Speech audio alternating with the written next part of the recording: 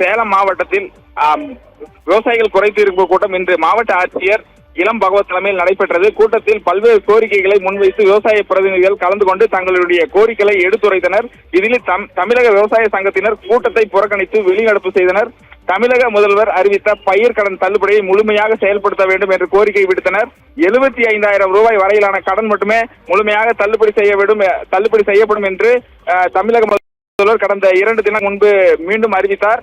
இந்த அறிவிப்பும் எங்களை ஏமாற்றும் அறிவிப்பு என்று கூறி விவசாயிகள் வாங்கிய முழு கடனையும் தள்ளுபடி செய்ய வேண்டும் என்பதை வலியுறுத்தி ஆட்சியர் அலுவலக வளாகத்தில் விவசாயிகள் சாட்டையால் அடித்துக் கொண்டு போராட்டத்தில் ஈடுபட்டனர். தொடர்ந்து தமிழக அரசை கண்டித்து விவசாயிகளின் முழு பயிர் கடனையும் தள்ளுபடி செய்ய வேண்டும், அப்படி சொல்லிதான் நீங்கள் தேர்தல் வாக்குறுதியாக வழங்கினீர்கள், தேர்தல் வாக்குறுதியை உடனடியாக நிறைவேற்ற வேண்டும் என்று கூறி தங்களுக்கு விவசாயிகள் சாட்டையால் அடித்துக் கொண்டு போராட்டத்தில் ஈடுபட்டனர். தொடர்ந்து அந்த பகுதிக்கு வந்த காவல்துறையினர் விவசாயிகளை அந்த பகுதியில் இருந்து சமாதானம் செய்து கலைய செய்தனர்.